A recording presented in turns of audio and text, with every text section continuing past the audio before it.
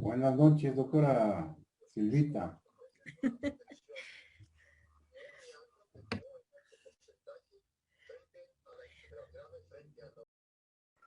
Buenas noches con todos los compañeros.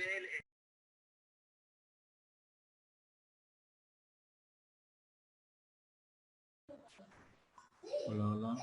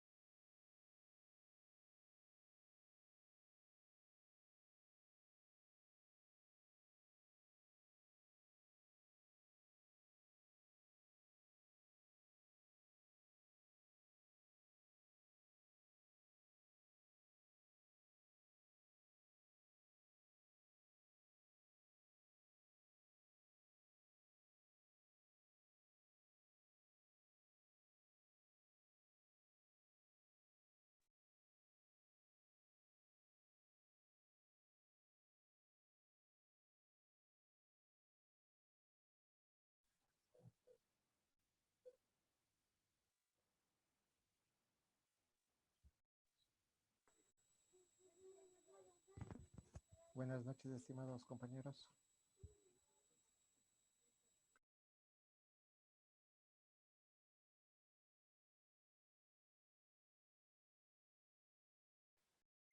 Buenas noches a todos los compañeros.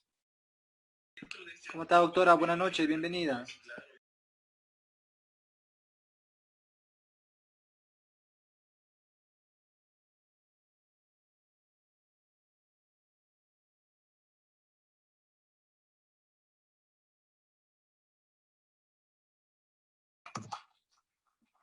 Hola, hola, hola.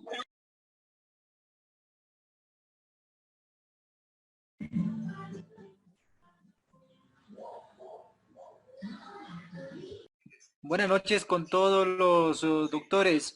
Doctor Lascano, muy buena noche, bienvenido. Podemos dar inicio a esta clase, a esta última clase. Gracias. Gracias, doctora Imacaña. Buenas noches con todos, con todas. Y pues, sin más preámbulo, vamos a iniciar la última clase en lo que atañe a esta, digamos que esta parte introductoria, este módulo, si cabe, a este módulo. Como les había indicado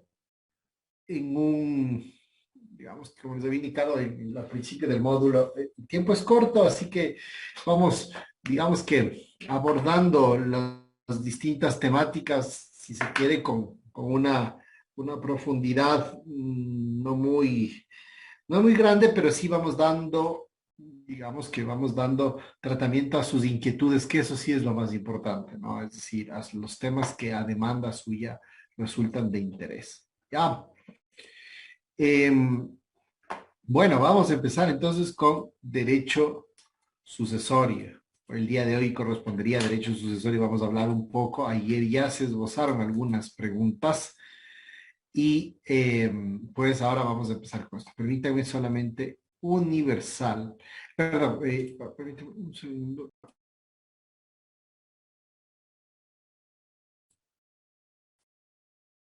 Ya, estoy intentando poner esto para que puedan ver, pero no me permite.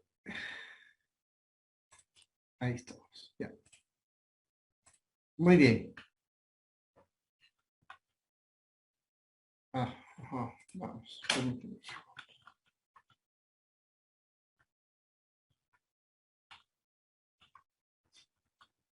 Bueno, vamos a empezar con la sucesión por causa de muerte, ¿no es cierto?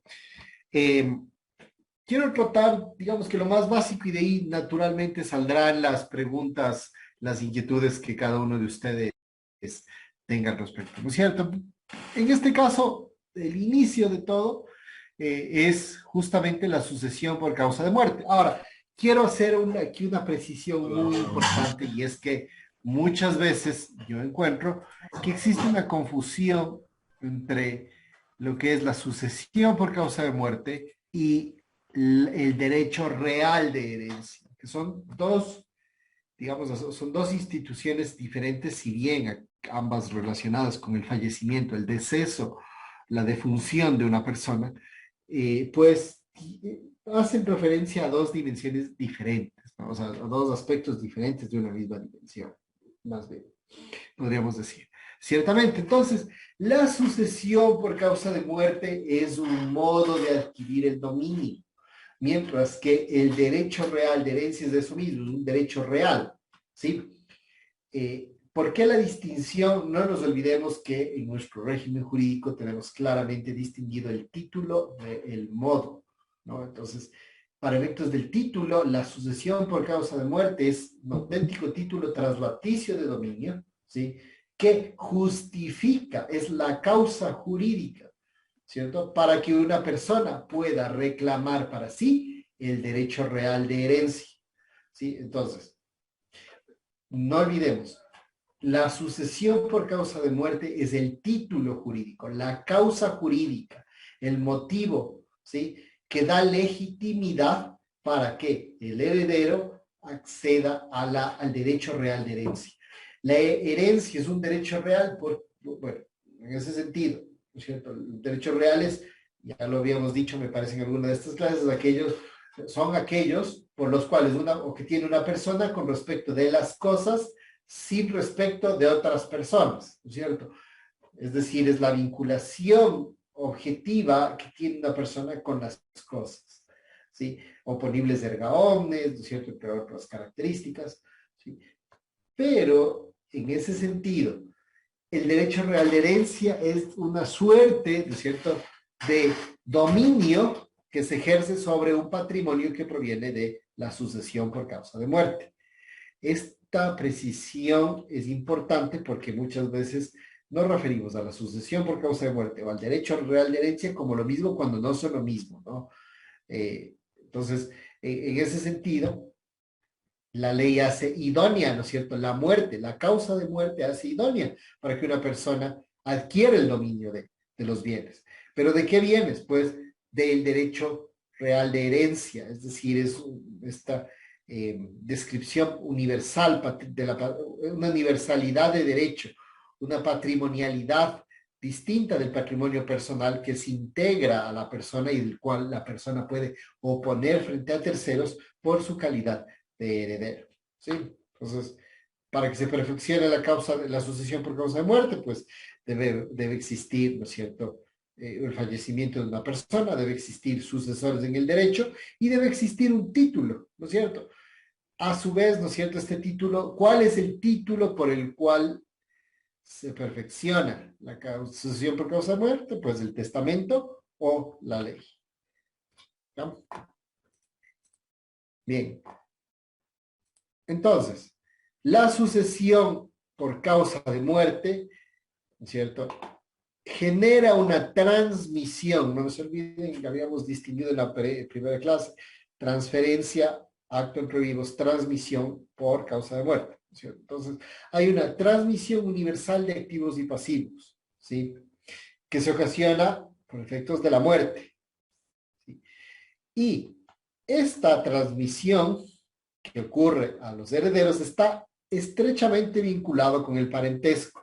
¿Cuál es el sentido de la vinculación con el parentesco? Pues la sucesión busca proteger a la familia, ¿sí? Busca proteger patrimonialmente a la familia. Y sobre todo, preservar los vínculos familiares a través de reglas específicas, ¿cierto?, que minimice al máximo la posibilidad de que exista controversia o litigiosidad. A pesar de ello, vemos que por herencias se pelean, ¿no es cierto?, las personas, pero las reglas tienden a ser tan específicas de tal manera que esa seguridad jurídica que se genera pueda proteger a la familia, ¿sí? Por lo tanto, la sucesión o las sucesiones o la sucesión por causa de muerte, ¿cierto?, es de orden público, pues no se pueden alterar por normas, no se pueden alterar las normas por actos de voluntad, con la salvedad del testamento que tiene un margen muy específico para poder disponer de los bienes, ¿no es cierto? Entonces, fuera de aquello, y una vez ya fallecido el causante, pues los actos de voluntad son, o la posibilidad de alterar normas a través de actos de voluntad son básicamente marginales, ¿sí? Aquí está lo que conversábamos el otro día, justamente de qué es transmisible y qué no es transmisible. Entonces, quiero ahora aprovechar para, digamos, que plantearles a ustedes qué son o cuáles son los derechos que son transmisibles y cuáles son intransmisibles.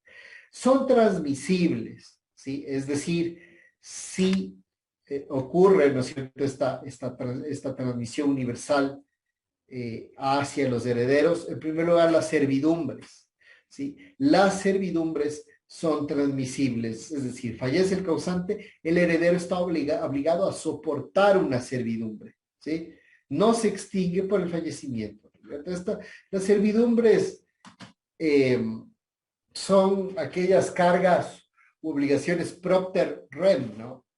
Aunque podríamos, digamos que, debatir un poco al respecto.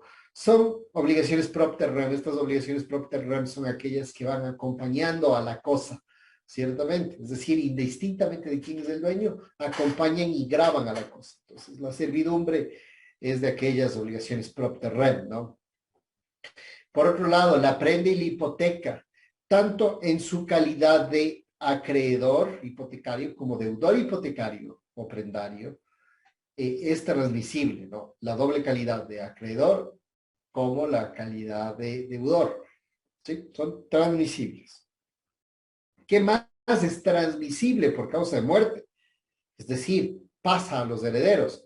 Los títulos representativos del capital. ¿Cuáles son estos títulos representativos del capital? Pues las acciones de las sociedades anónimas o sociedades anónimas por acciones simplificadas, las participaciones sociales en las sociedades mercantiles, pero aquí podríamos poner una salvedad que no todos los títulos representativos de capital son transmisibles por causa de muerte, porque aquellos títulos, aquellas participaciones en sociedades de corte personalista, por ejemplo, o específicamente la sociedad de nombre colectivo, puede tener, ¿no es cierto? Si es que no hay una norma expresa, pues puede no transmitirse, ¿sí? Por ser de carácter, lo que habíamos hablado, si recuerdan hace unos días, por ser intuito personae, ¿cierto? Entonces, por ser y de hecho, ser títulos que más que títulos, ¿no es cierto?, confieren una obligación intuito personae,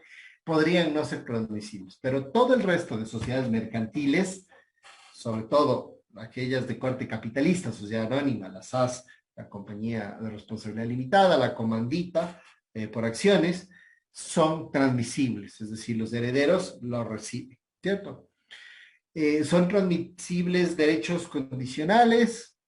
La acción de nulidad relativa, por ejemplo, es transmisible, ¿no es cierto? Es decir, la acción, y con lo que me refiero a la acción, me refiero a la posibilidad de demandar la nulidad relativa de un contrato. ¿Qué pasa si fallece el padre y existía un contrato que era nulo? Los herederos pueden demandar la nulidad relativa, ¿sí? También las obligaciones de indemnización en el ámbito laboral, en el ámbito civil, responsabilidad extracontractual y responsabilidad contractual. En cualquiera de ambos casos, cuando existe obligación de indemnización del causante, esta obligación, esta carga, se le atribuye al heredero, ¿cierto? ¿Qué más es transmisible? El comodato, por ejemplo. El comodato es transmisible. Fallece. Ayer hablábamos de un caso, recuerdo del centro agrícola, ¿no es cierto? Y hablábamos del comodato, ¿no? Yo les decía el comodato precario.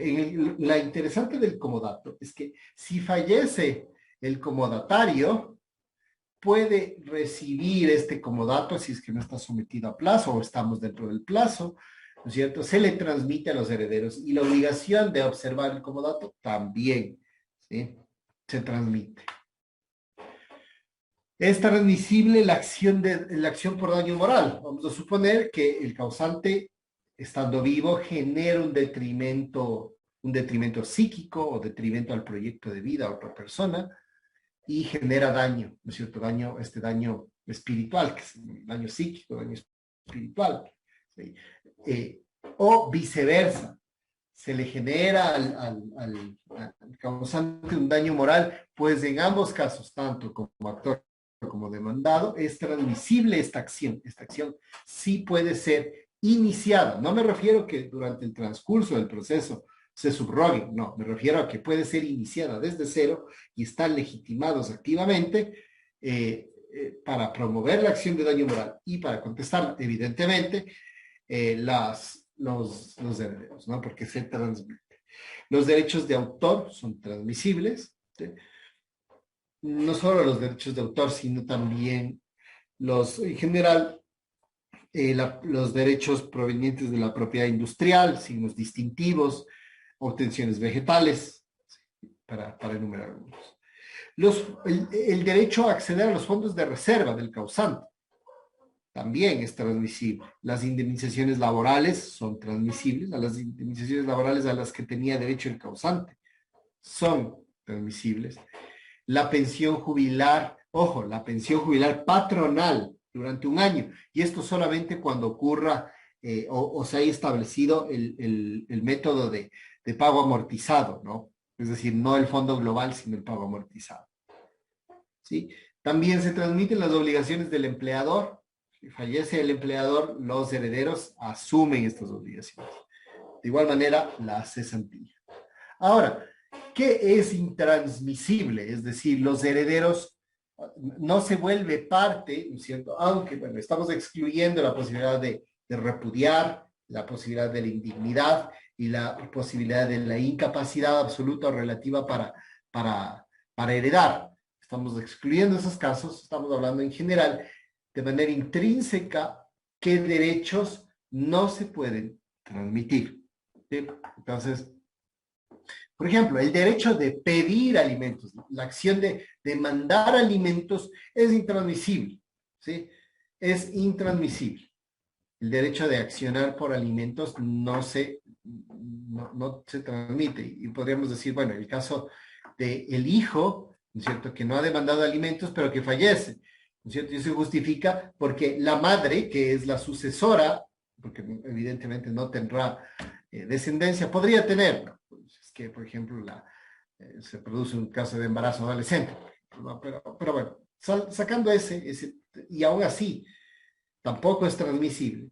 Pero vamos a suponer que un menor tiene derecho a demandar alimentos y fallece el niño, niña o adolescente. Ese derecho a pedir alimentos no le es transmisible a la madre, que es la heredera, ¿sí? No se puede hacer. El usufructo, tampoco. El usufructo se extingue con el plazo o con la defunción o deceso del causante, ¿sí? Si es que yo pacté un usufructo por 5 años y fallece el usufructuario, pues termina el usufructo, ¿ya? Lo mismo si es que se reservaron el usufructo vitalicio, pues termina el usufructo con el fallecimiento del usufructuario, ¿ya? ¿Qué más es intransmisible? El derecho de uso y habitación también, las rentas vitalicias, las obligaciones que entrañan confianza o también las obligaciones intuito personae, perdón. Las intuito rei sí son transmisibles por excelencia. Aquí está también lo que mencionábamos. La solidaridad de las obligaciones resultan intransmisibles, ¿sí? Resultan intransmisibles y no pueden pasar a los herederos. Para que tengan referencia exactamente, hablamos del artículo 1539 del Código Civil, ¿sí? Entonces, ahí vemos que los herederos de los deudores solidarios no responden solidariamente por las obligaciones del causante, con las excepciones que habíamos visto del tema laboral, de seguridad social, en fin. ¿Sí? Ya. Estamos con qué es transmisible y qué no es transmisible. ¿Sí? ¿Alguna inquietud hasta aquí? ¿Dudas, inquietudes, preguntas? Vamos a ver qué hay acá en el chat. No hay preguntas. Hoy no están tan preguntones. No están tan preguntones. ¿Alguna duda o inquietud? Doctor, buenas noches. Por favor, a ver si es que en estos derechos transmisibles e intransmisibles, no transmisibles, perdón, ¿qué ejemplo podríamos dar en la acción por daño moral?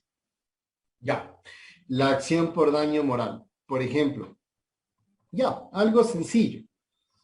Vamos a suponer, a ver, no quiero meterme en la órbita penal, pero vamos a suponer que, a ver, ¿cómo podemos dar paso a un daño moral aquí? Daño al proyecto de vida, por ejemplo. Ya, vamos a suponer que voy a irme por el lado de las injurias, no de la calumnia, es decir, no constituye delito, pero sí públicamente, ¿no es cierto? Vamos a suponer que se realicen ciertas afirmaciones que generan un detrimento patrimonial de una persona determinada, ¿cierto? Entonces, vamos a suponer que por una especulación o por un rumor ocurre, ¿no es cierto?, un detrimento patrimonial, un detrimento moral, detrimento de las relaciones familiares, se le ocasiona, por ejemplo, un divorcio, en fin, ¿cierto? O, por ejemplo, ya, daño moral por excelencia, las fotos que se filtran, ¿cierto? Se filtran unas fotografías o unos videos de corte íntimo y una persona las muestra, ¿sí? Expresamente las muestra, las hace públicas, ¿sí? Entonces, en ese sentido, se genera un daño moral. Es un ejemplo que me viene ahora a la mente, ¿ya? Esa filtración de videos, vamos a suponer que le genera un divorcio, que le genera una serie de conflictos familiares y por lo tanto un daño al proyecto de vida. ¿Sí? Entonces, dicho esto, quien fue víctima, ¿no es cierto?, de este daño psíquico, puede demandar la acción de daño moral, ¿no es cierto? Pero resulta que no lo acciona y se encuentra dentro del tiempo previo a la prescripción y fallece.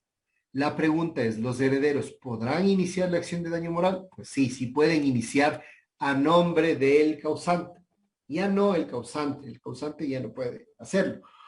Pero ellos pueden demostrar el interés legítimo, ¿sí? Y por lo tanto, al demostrar interés legítimo, son legitimados activos para proponer este juicio y obtener, evidentemente, la satisfacción del daño. El problema es que, a nivel probatorio, sí se vuelve un poquito de difícil prueba por parte de los herederos probar el daño al proyecto de vida, probar objetivamente que no, pero procesalmente es absolutamente procedente. Es absolutamente procedente. ¿Sí? Gracias, doctor, por su respuesta. Ok. Bien, entonces, sigamos, ¿cierto? Si no hay más preguntas, vamos con, déjame ver si es que mucha de inquietud. A ver, sí, ahí ya salieron. Dice, si el usufructo no es transmisible, ¿por qué al constituirlo se debe pagar al cabala? En una escritura, por ejemplo. A ver, lo uno no tiene que ver con lo otro, ¿no? La cuestión tributaria no tiene nada que ver con a ver, esperen un segundo. El usufructo no paga el cabala, ¿no? Por otro lado, el usufructo no paga el cabala. Cuando yo constituyo un usufructo, ni siquiera paso por la cuestión tributaria. El usufructo, se celebra el acto y paso directamente a la inscripción. No pasa por determinación tributaria, porque no genera impuestos. ¿Qué es lo que ocurre? Lo distinto es si es que yo hago una transferencia de dominio con reserva de usufructo. El usufructo no paga, paga la nuda propiedad del tributo. Entonces, esa es una segunda cuestión. Por otro lado, por eso aquí me dicen al cabal en una escritura, por ejemplo, de partición. Claro, él paga por la partición, paga por la transferencia de dominio, no paga por la reserva de usufructo, ¿sí? Si yo constituyo de manera pura un usufructo, no voy a tener que pagar tributo. El tributo se lo estima por la transferencia de dominio, ¿ya? Primera cosa. Segundo, no es transmisible porque si fallece el usufructuario, no pasa a los herederos. El usufructo no se considera dentro de ni siquiera cuando se va a pagar los tributos, por ejemplo, el famoso formulario 108, que son los tributos a las sucesiones, herencias, para donaciones, herencias y legados, ¿sí? Cuando se declara el 108, nosotros vemos que sí se puede estimar el usufructo, pero cuando el usufructo es testamentario, no es ab intestato. En ese sentido soy claro, es diferente el concepto, es diferente. Si es que yo soy usufructuario y fallezco, yo no puedo dejar eso a mis herederos de su usufructo. Pero lo contrario es que teniendo yo o siendo titular del dominio de un bien, yo la nuda propiedad le doy a un hijo y el usufructo a otro. Eso es un acto distinto, ¿sí? No hace referencia a la transmisibilidad de la obligación o del derecho. Ya, me pregunta, en cuanto a la no transmisibilidad de alimentos, una vez fallece el padre, ¿qué pasa con la pensión? A ver, no, esa es otra cosa. Lo que dijimos acá, la no transmisibilidad es del derecho a demandar alimentos, no de la obligación de pagar. Aunque, si es que fallece el alimentante, existe justamente la posibilidad de las pensiones atrasadas cobrar a los herederos. ¿Sí? De ahí tenemos la posibilidad de demandar a los subsidiarios, ¿no es cierto? A los abuelos, hermanos. Perfecto. Eso sí es posible a través de otra acción. Pero aquí, desde el punto de vista de la transmisibilidad, lo que es transmisible es, por ejemplo, las pensiones adeudadas. Es transmisible la obligación de pago. Pero no es transmisible, ¿no es cierto?, por sí mismo, ni pueden subrogarse dentro del juicio y volverse nuevos obligados por sí mismo los herederos, no. Hay la acción para perseguir el pago de alimentos a los subsidiarios, pero eso es otra cosa, no es la transmisibilidad, ¿no? Es una obligación distinta. Si fallece quien pagaba alimentos y queda en deuda, ¿esa deuda se puede cobrar a los herederos? Sí, esa deuda, vamos a suponer que no pagó 2 años pensiones. Esas deudas de 2 años, aunque esté fallecido, están obligados los herederos. Sí, eso sí. Dice, en un accidente de tránsito fallece el conductor y con él fallecen 3 pasajeros. Los herederos tienen obligación de indemnización. Perfecto, esto es un gran ejemplo. A ver, penalmente, ¿no es cierto? La muerte extingue la acción penal, así que por ahí estamos claros. Pero las acciones civiles para reclamar las indemnizaciones no se extinguen con la muerte. Y por lo tanto, lo que habíamos dicho, la transmisibilidad de las obligaciones de indemnizar permanecen. Es decir, los herederos del conductor están obligados a indemnizar civilmente. ¿Sí? Están obligados a indemnizar. Ahí yo no sé de tránsito, no lo sé. Confieso en ese sentido mi desconocimiento. Pero no sé si es que el juez se pronuncia sobre la responsabilidad civil en un caso de tránsito. Pero eso es indistinto para la vía civil. Si es que no hubiese, por ejemplo, condena, y de hecho eso sería lo mejor para efectos civiles, si falleció el conductor, que la vía penal ni se pronuncie, pero sí la vía civil, a través de justamente los mecanismos de indemnización, ¿no? Esto es un caso de responsabilidad extracontractual proveniente de un cuasi delito, porque es la negligencia. En este caso, el accidente de tránsito siempre es culposo, siempre es culposo. Entonces, es proveniente de la negligencia. ¿Sí? Dice, buen día. Ya, compré una oficina de nudo propietario y había reserva de usufructo vigente. Sí liquidaron plusvalía. Ya, correcto, porque se transfiere en ese sentido la nuda propiedad, ¿cierto? Entonces, ese es el tema. La transferencia de dominio es lo que se graba, no el movimiento, la restitución del usufructo. Eso no está grabado, ¿sí? La restitución del usufructo no está relacionada con la transferencia de dominio, la restitución del usufructo, ¿no? Entonces, por ello que si es que yo hago un movimiento patrimonial, un acto de disposición, sea de la nuda propiedad o sea de la propiedad consolidada, pues ahí hay hecho generador, ¿no? Dice, cuando se realiza un testamento, secreto cerrado, se tiene que pagar al notario y el testador es de la tercera. A ver, no soy experto en liquidación de aranceles notariales, pero claro, la Constitución nos menciona y la ley que la tercera edad, las personas de la tercera edad justamente tienen una serie de protecciones. Una de esas es que no pagan creo que no pagan el valor del arancel, ¿no es cierto? No están obligados al pago del valor del arancel, salvo algunos valores muy puntuales, pero no. Entonces yo creería que tiene que pagar. Creería que, o sea, por sí mismo no tendría que pagar, ¿no? Pero no conozco exactamente el alcance justamente de las exoneraciones de los aranceles notariales respecto del testamento. Pero sí estaría en ese sentido, digamos que no hay exclusión y si la ley no distingue, pues no tiene que pagarse, no tendría que pagarse. Un ejemplo de pensión jubilar transmisible. Ya, vamos a suponer que tenemos un trabajador, ojo, que es la pensión jubilar patronal, no la pensión jubilar ordinaria del sistema de seguridad social. Vamos a suponer un trabajador, una persona trabajó 35 años en una compañía y, bueno, 35, bueno, el tiempo que haya trabajado en ese sentido, digamos que trabajó 30 años en una compañía. Llegando el momento de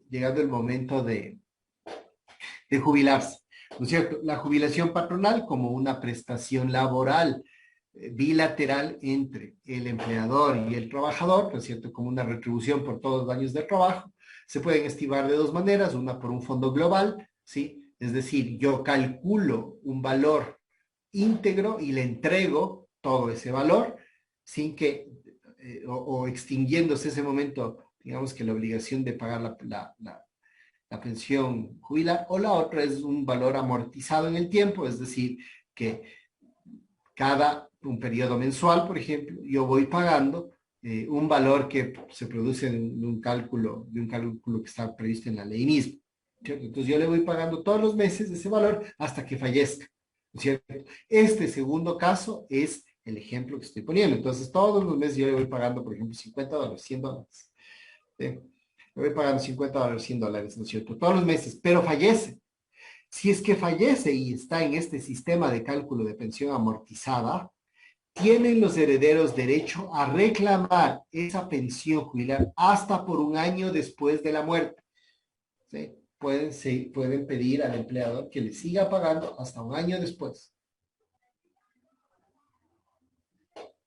Eso está previsto en el Código del Trabajo y si me preguntan en dónde está, les voy a decir en 2 segundos.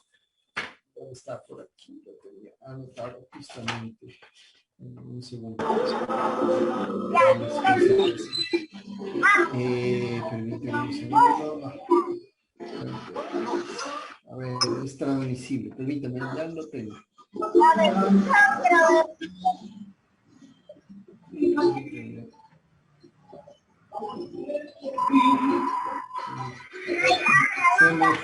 Los micrófonos, por favor.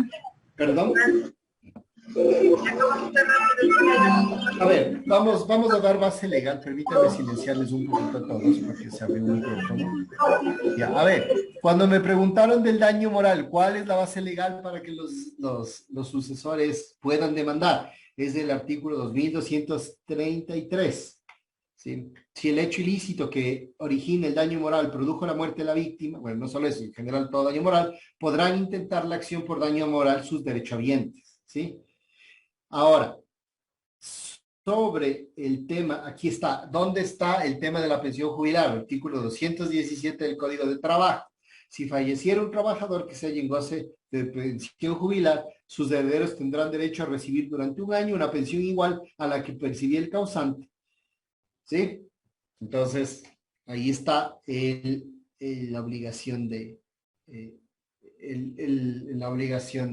percibir un año la pensión jubilar.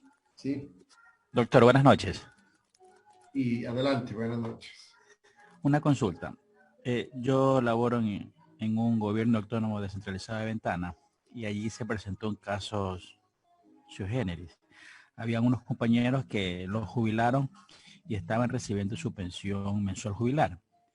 Resulta de que uno de ellos falleció y producto de que los nuevos directores del área de talento humano aducieron que ellos no habían cumplido los 25 años de servicio que establece la ley para tener derecho a la jubilación mensual. Entonces le fueron quitado ese derecho de percibir su mensualidad y a consecuencia de eso un compañero falleció. ¿Qué se podría plantear allí? En inicio, a ver, la acción de daño moral está reservado, o de daños psicofísicos extracontractuales está reservado para las situaciones de las que se soporta un daño que uno no está jurídicamente obligado a soportarlo, valga la redundancia. Entonces, no escuché muy bien cuál es el motivo por el cual se reversa el acto administrativo y se les concedió. Se reversó el acto porque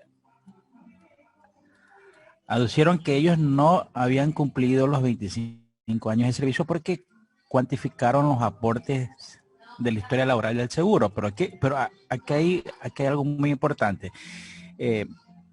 La municipalidad tiene un vacío de aportes de casi 2 años. O sea, no se sabe si pagó o no pagó o no se migró la información del sistema viejo al sistema nuevo, pero aparecen esos vacíos en la historia laboral de los compañeros. Entonces vino Talento Humano, cuantificó las imposiciones y dijo, no cumple los 25, no te debieron haber jubilado y no tienes derecho a la pensión mensual jubilar. Entonces, pero ellos ya venían recibiendo esos 3 años. Ya era un derecho adquirido. Exactamente. Aquí hay pero varias hay proporcionalidad, pero perdón un ratito, doctor. De acuerdo a lo que dice el compañero, la jubilación patronal proporcional. A partir de los 20 y menos de 25 la mensualidad es proporcional, si no me equivoco. Efectivamente, pero exactamente, o sea, más allá de las cuestiones del detalle que muy bien lo menciona, hay algunas cosas. Primero, si es que ya se les concedió a ellos, ¿no es cierto?, a través del acto administrativo que se les concede la pensión jubilar, ¿no es cierto?, la pensión jubilar vitalicia, pues no podían reversarlo sino a través de una declaración de lesividad, por ejemplo. Entonces, en primer lugar, hay afectación a la seguridad jurídica. En segundo lugar, es un derecho adquirido, un derecho laboral. Bueno, laboral en el sector público, ¿no?, un derecho de los servidores públicos. Entonces, no se lo puede retirar si no es en virtud de justamente una declaratoria de lesividad, en segundo lugar, ¿cierto? ¿Cuál sería la vía más idónea para reclamar? Pues para mí está clarísimo la acción subjetiva de plena jurisdicción, para que puedan reclamar y ahí sí explayarse de largo, y para mí ese es un tema que, bueno, salvando que exista algún tipo de, digamos, de consideración que no esté tomando en cuenta, pero me parece que es un juicio por demás procedente y que ya ha existido y hay un montón de jurisprudencia sobre este tema. Entonces, me parece que sin mediar lesividad de parte del GAT municipal, el solo hecho de haberles retrotraído, pues es ya de por sí ilegal. Ahora, puede ser que esto haya ocurrido en el contexto de una recomendación de la Contraloría. No nos olvidemos que las recomendaciones de la Contraloría son de inmediata aplicación, de inmediata y obligatoria aplicación. Y si es que la Contraloría recomendó eso, pues ahí hay una cuestión muy delicada para el GAT, porque el GAT tiene que cumplir. El problema es que, claro, cumple el GAT, pero en sede judicial le van a destrozar. Entonces ahí va a estar en ese doble dilema, que es una cuestión muy común en el sector público, en el que, ¿no es cierto?, la Contraloría da una recomendación de inmediata y obligatoria aplicación, y por otro lado, judicialmente, el Poder Judicial dice otra cosa. Ahí hay que cumplir el Poder Judicial, la sentencia del juez, y claro, habrá que notificar a la Contraloría, hacerle ver, pero esta situación, no solamente cuestión de jubilaciones, sino en general, es súper común esta circunstancia. Pero, digamos que por una estimación de prudencia y una estimación más bien de corte práctico, lo que hacen las instituciones del sector público es acoger la recomendación de la Contraloría, si es que esto está dado en el marco de un examen especial o de algún tipo de recomendación de la Contraloría. Si es que es así, pues tiene que cumplir. Pero claro, en sede judicial va a ser todo un desastre para el GAT, ¿no? Perdón, doctor, pero no es el caso, no hay ningún informe de la Contraloría, simplemente cuantificaron y le dijeron, al uno le hacía falta 4 meses, al otro le hacía falta 1 año y al otro compañero le hacía falta 8 meses. No, pero ¿cómo fue que dijo usted la acción subjetiva de? Subjetivo de plena jurisdicción. Ah, ya. Ajá. Esa es la acción que tutela, ¿no es cierto?, la vulneración de derechos subjetivos de los administrados, ¿no? Entonces, es la acción típica en este caso, la subjetiva de plena jurisdicción, una acción de naturaleza contencioso administrativa, o podría ser laboral si es que están sometidos al código de trabajo. Ambas. Ellos son de código, ellos son de código. De código de trabajo, entonces laboral, Sí. ¿no? Entonces ahí no hablamos del régimen, no sé, ahí hablamos del régimen laboral previamente, entonces tendrían que iniciar justamente ahí una acción. Tal vez por eso es que procede de esta manera, ¿no? Porque conocer hubiera sido muchísimo más grave. Pero en un supuesto con sentido de que de verdad el trabajador no haya cumplido los 25 años y se haya retirado, tiene derecho a la jubilación patronal proporcional, y en caso de fallecimiento sí tendrían los herederos. Exactamente. Por un tiene año, derecho. Es proporcional. Si en caso es proporcional. Pasado los 20 años y menos de 25, es proporcional. Claro.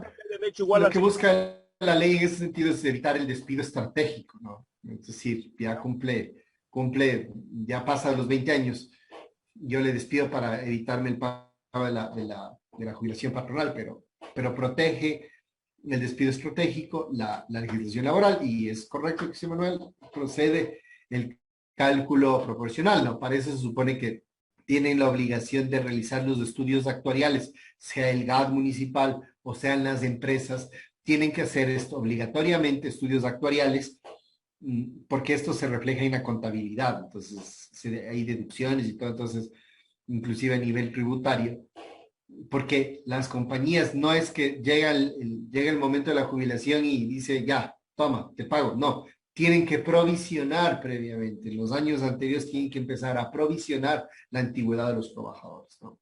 Cosa que también es un poco problemática, hay un problema de fondo ahí sobre la estimación y los cálculos actuariales a nivel de las compañías y también a nivel del sector público, ¿no? La estimación de los cálculos actuariales. Ya.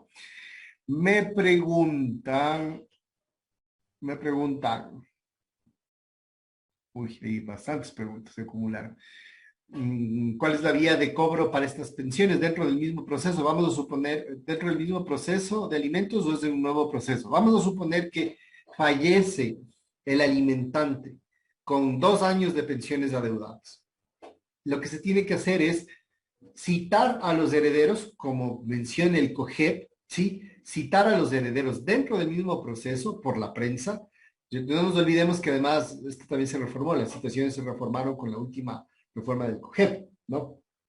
De diciembre, diciembre, sí, diciembre creo que es. Las reformas del COGEP, diciembre o noviembre, no me acuerdo.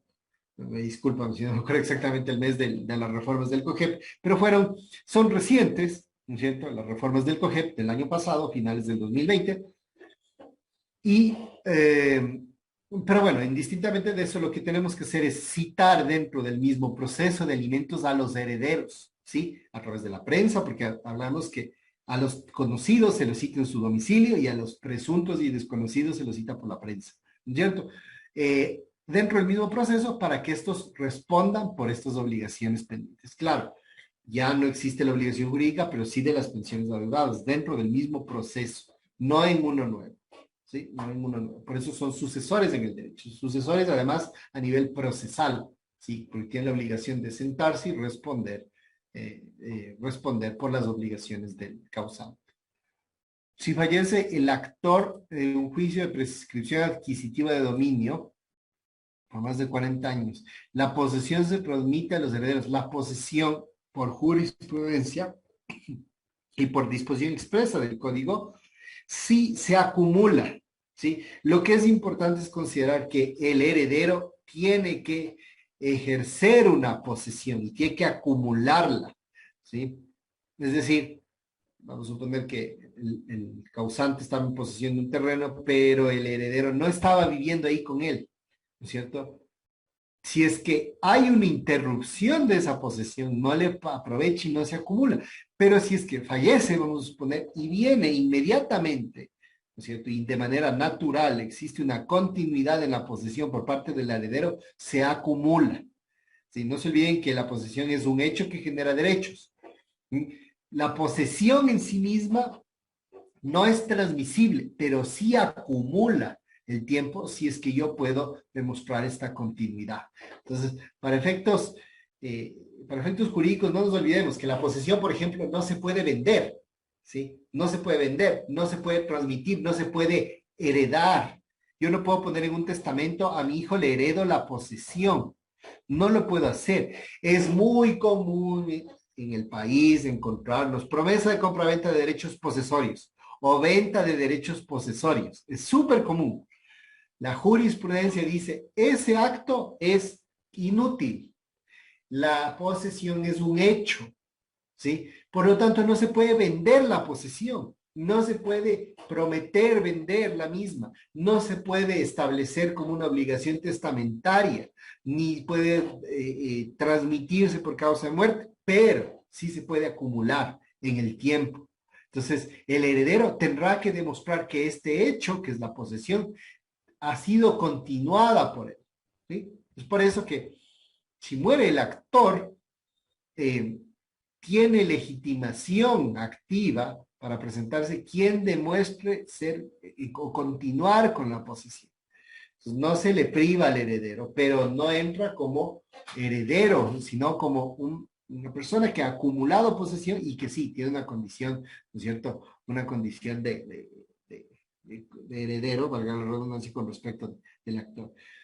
La posesión es un hecho, por lo tanto, ¿no es cierto? desde los negocios jurídicos yo no puedo venderlo, no puedo prometerlo en venta, no puedo realizar un acto como el testamento asignándole a un heredero la posesión. No puedo hacerlo.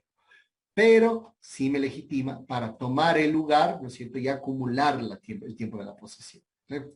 Ya.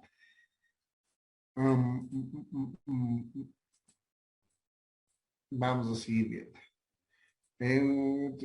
Siguen apareciendo preguntas y me dice, tengo un caso que la señora falleció, pero no tiene sirvientes ni descendientes. La única superviviente es una prima. ¿Ella puede realizar la posesión efectiva? Pues, a ver, permítame, la prima heredera es heredera, sí, efectivamente. A ver, más que la prima. A ver, vamos a ver.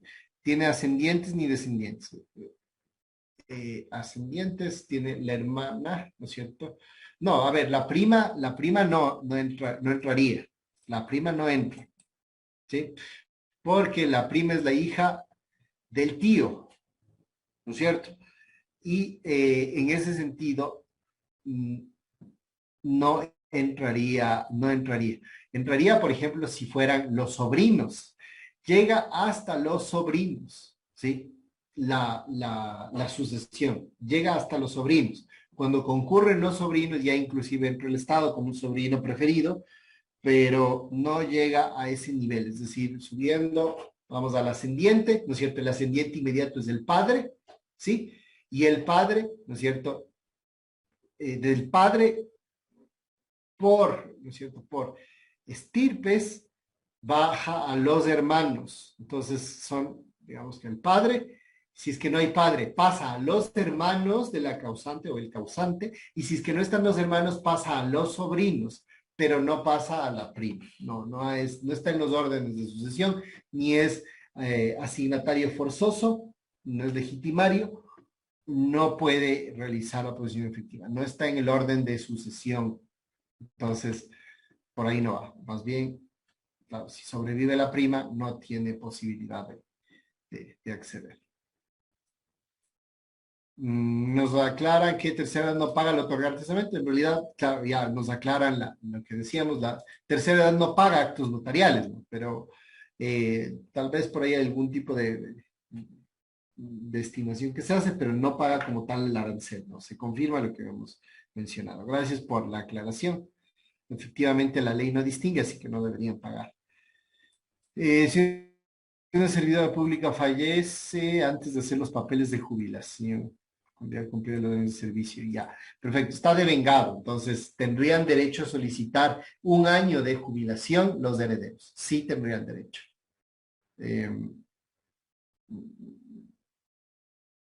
Hipoteca con el IES. Ya, ¿qué pasa si una persona fallece y tiene una hipoteca con el IES? ¿Los hijos deberían pagar la diferencia de dicha hipoteca? No, la ley del Banco del Instituto Ecuatoriano de Seguridad Social y las regulaciones de la Junta de Política y Regulación Monetaria y Financiera establecen que para los créditos hipotecarios y especialísimamente para los del IES se tiene que contratar un seguro de desgravamen, por lo que no deberían pagar la hipoteca porque está obligado, en ese sentido, el deudor hipotecario está obligado a contratar el seguro de desgravamen, y más que el deudor hipotecario, realmente ya viene implícito en el crédito hipotecario el seguro de desgravamen. Así que, aunque sí tienen la obligación jurídica, por normativa secundaria, esa obligación debe estar cubierta por un seguro de desgravamen, ¿no? Ya. Dice, en el caso de que una persona tiene dos hijos dentro del matrimonio con su esposa y tiene un hijo aparte, no tiene nada que ver la distinción, ¿no es cierto? No tiene nada que ver la distinción de que tenga un hijo aparte, él es heredero, ya no hay esa distinción del hijo legítimo y ilegítimo para efectos sucesorios, todos tienen su porción, así que se divide para 3. La pregunta es, dice que quiere dejar el testamento y solo les deja a los 2. Ese testamento está expedito para que el otro hijo, el hijo que no es del matrimonio, demande la reforma del mismo, porque él es un asignatario forzoso. Así que no es nulo, pero no es nulo el acto, pero está sometido a reforma, a la acción de reforma del testamento. ¿Sí? Bien, se nos acaba el tiempo. Uf, aquí podríamos pasar, pero horas de horas, ¿no? Ya, creo que con eso abarqué. Me preguntan por una persona que tiene 2 hijos del matrimonio con su esposa, tiene un hijo aparte y solo deja a los hijos. Ya está, esto está atendido. ¿Qué sucede con el tercer hijo? Ya, el tercer hijo tiene que demandar la acción de reforma del testamento porque él es legitimado. ¿Sí? Doctor, una consulta, disculpen, justamente en ese ejemplo. Sí. Ya, ¿qué pasa? Bueno, digamos que se arma un conflicto por la reforma del testamento. Obviamente la persona está viva, la persona que da el testamento, y si él se enoja, dice, bueno, ok, yo voy a hacer donación. Como están vivos, él vivo puede donar a quien quiera. No hay ningún... Pero no se puede presentar, la acción de reforma del testamento no se puede presentar estando vivo el causante. O sea, de hecho, es hasta en la misma afirmación se ve la contradicción, ¿no? Que estando vivo no cabe la acción, porque la acción cabe de reforma del testamento entre los herederos y el albacea. Yo no le puedo, vamos a suponer que es un testamento abierto, yo no le puedo demandar antes del fallecimiento, porque no hay causante y no hay acción sucesoria. El requisito para que exista la acción sucesoria es que esté fallecido el causante. De lo contrario, yo no le puedo reclamar por nada. Solo le podré decir al futuro causante, ¿cierto? Al testador, sería correcto, solo le puedo decir al testador, verás que cuando te mueras, ese testamento es absolutamente reformable. Ah, ok. Entonces es eso. Ni siquiera tiene la acción de, por ejemplo, otra acción se me ocurre es la de petición de herencia, pero no cabe aquí porque el origen, el título, que es el testamento, está deformado. Lo diferente sería que, por ejemplo, no deja testamento, fallece y entre los 2 hijos se reparten la herencia. Vamos a suponer que hubiese 2 casas, 3 casas. Entonces, entre los 2 hijos, 3 casas de valor idéntico, para el ejemplo. Entre los 2 hijos se reparten las 3 casas y le excluyen al tercero. Ahí es diferente la acción, porque no hay herencia, ¿no es cierto? No hay testamento, no puede proceder la acción de reforma del testamento, y lo que tiene que hacer el otro es petición de herencia. Deme mi porción de la herencia. ¿Okay? Bueno, ni le hemos rasguñado el tema sucesorio, pero ya concluyó nuestro tiempo. Les quiero agradecer mucho a su presencia, su participación activa. Han sido un grupo bastante bueno, unido sobre todo por sus preguntas, la calidad de sus preguntas, de sus acotaciones. Entonces, ha sido un gusto poder compartir en esta noche y en esta semana con ustedes. Como siempre, nos quedamos muy, muy cortos de tiempo. Como saben, bueno, mi nombre, soy Gonzalo Lascano, para quienes no lo habían recordado. Y bueno, estoy siempre a sus órdenes, doctores. Bueno, el mundo de los abogados es pequeño, siempre estaremos encontrándonos y será un gusto siempre verles en el ejercicio de la profesión, doctores. Muchísimas gracias, que tengan una buena noche y un provechoso diplomado. Gracias, doctor. Gracias a usted, doctor. Buenas noches. Doctor, una buena noche. Buenas noches. Pasen bien todos. Gracias, compañeros, a todos. Buenas noches, Tengan buen fin de semana. Gracias, doctor. Noches. Buen fin de semana para todos. Igual. Gracias, doctor. Estimado doctor, muchísimas gracias por su presentación de esta semana. Estimados estudiantes, les esperamos el día lunes con el próximo tema y el próximo docente. Una excelente noche y un excelente fin de semana con todos. Hasta el día lunes. Igualmente, doctor. Muy buenas noches. Muchas gracias. Saludos. Muchas gracias, igualmente. Igualmente, doctor.